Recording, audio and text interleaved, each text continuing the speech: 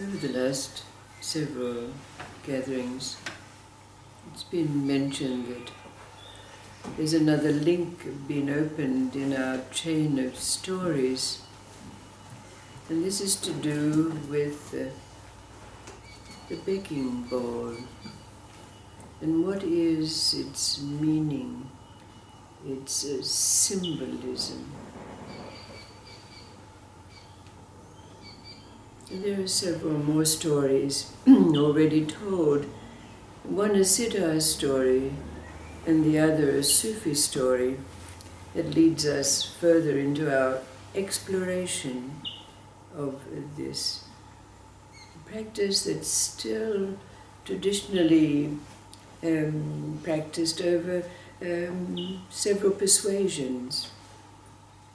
The first is that story of a king who is about to depart this world, so he consults his advisors and his soothsayers and his astrologers and astronomers to find out who should be his heir to the throne. And all of them state that it is the king's second son who should take on this mantle.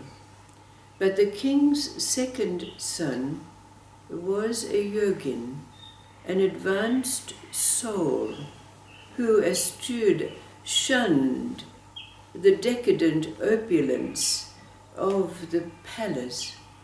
All he wanted was to be a wandering mendicant, a seeker, simple life.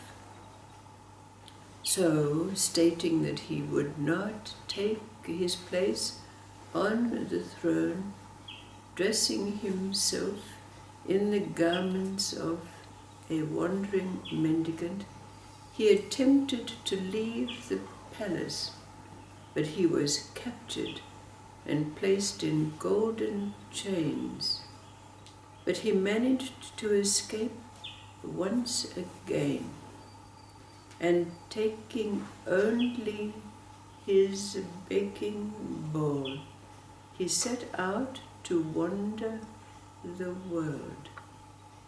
But because of his gracious manners and his obvious nobility, his begging bowl was always filled with what you could say was the refinements of existence. But then one day, as he was wandering through a certain city, he was guided to go into a tavern. Now this tavern was actually a brothel filled with prostitutes plying their trade. But when the yogin prince entered this establishment, he immediately saw, with the powers that had come with his advanced state, that amongst these prostitutes was a dakini, a goddess, you might say. And when their eyes met, the dakini gazed at him for a few moments and said to him, "I can see that your 3 psychic levels have been opened, but you have a pea-sized knot of arrogance in your heart."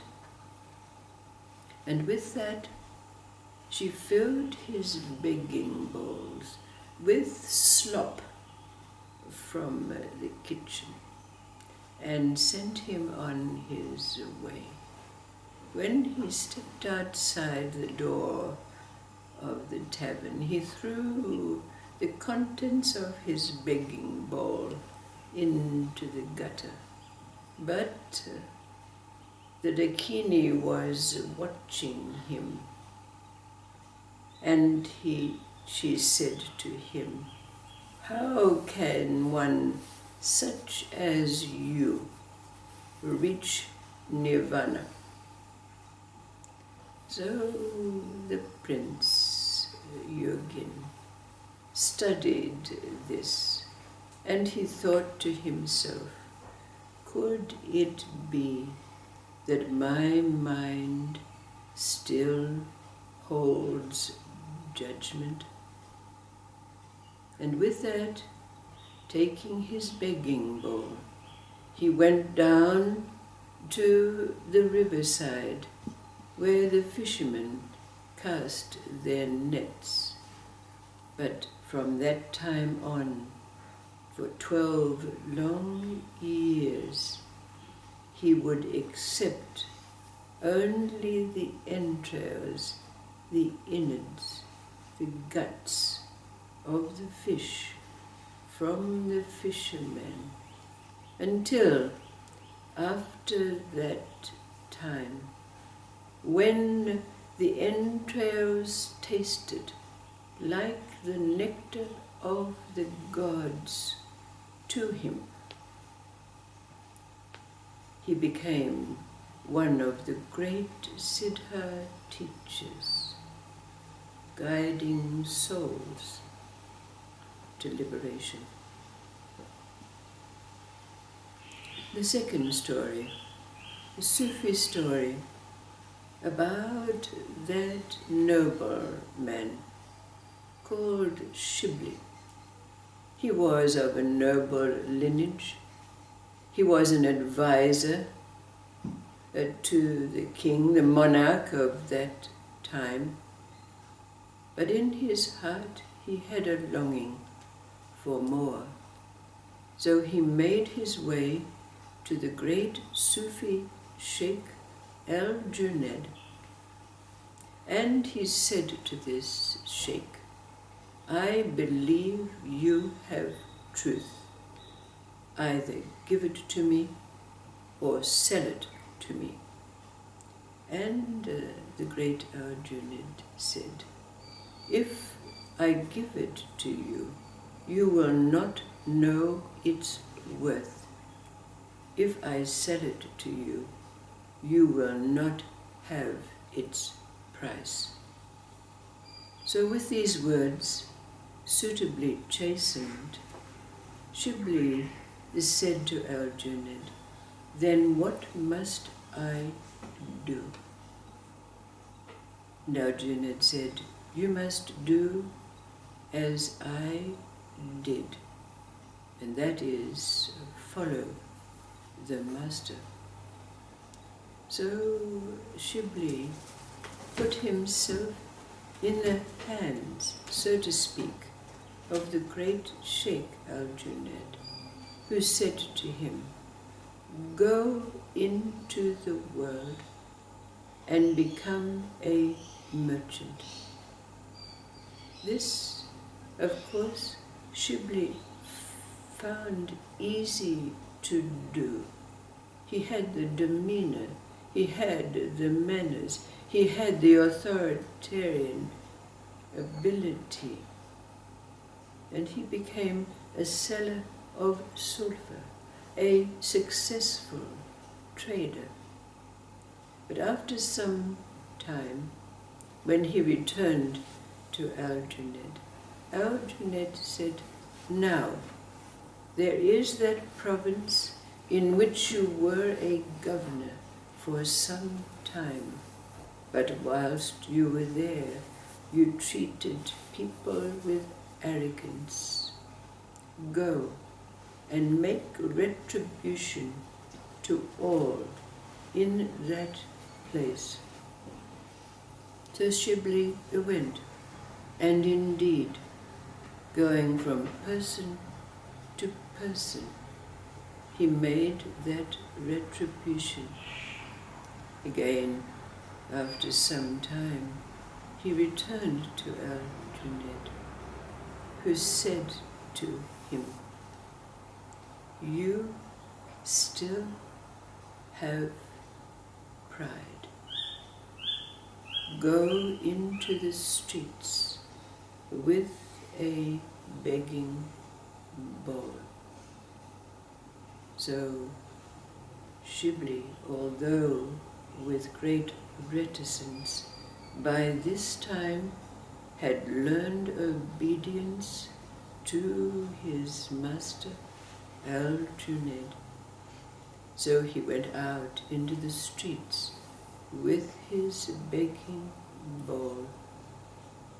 When he brought the contents of that bowl back to the master, oftentimes the master would take the whole contents from him, leaving him with nothing, not a crumb to eat.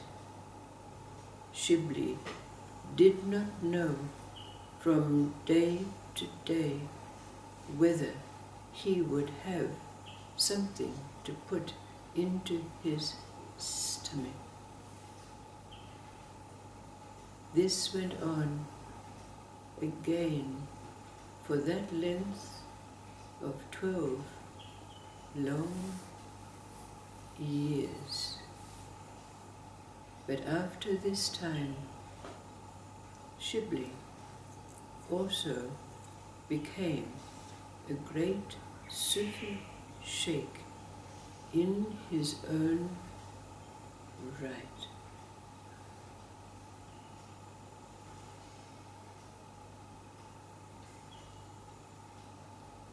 What for you is the deep meaning of the begging bowl in these two stories?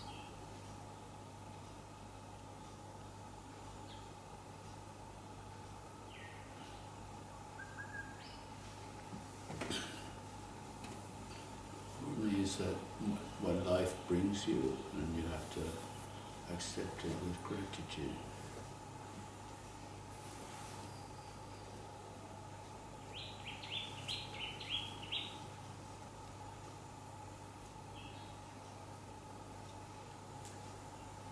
It's a total surrendering, that whatever happens, we keep knowing that it's perfect, even if not know even.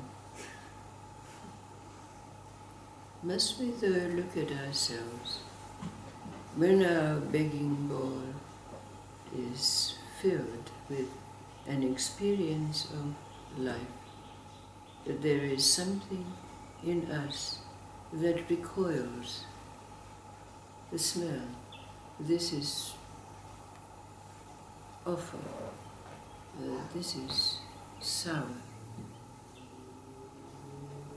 And what does that mean for us?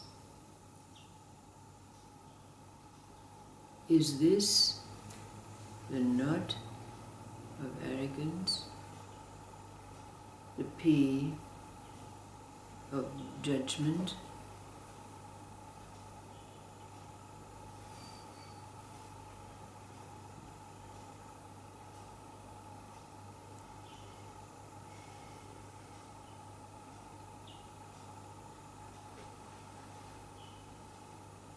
What is the meaning of these stories relative to the symbolic begging bowl? That which fills this space when presence, focus and attention is there in our life.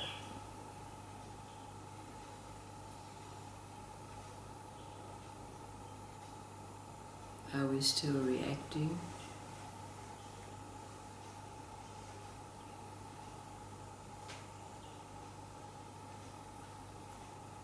We can remember the day if standing in the doorway and having the being walk up the drive with rings through their noses and ears and tattoos covering the body.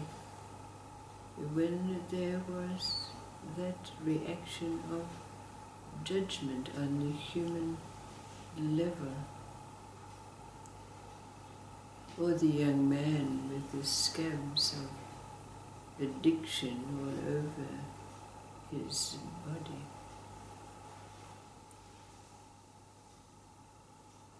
Is there still in us that reaction which indicates a mind still holding judgment first? Maybe then afterwards we say, as I did myself for that time, oh, God is walking up the driveway. But it was after the reaction.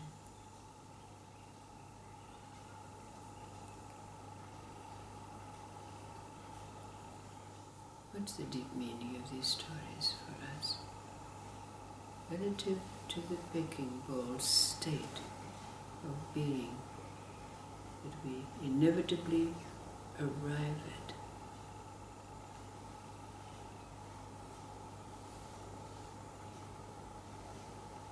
On our journey.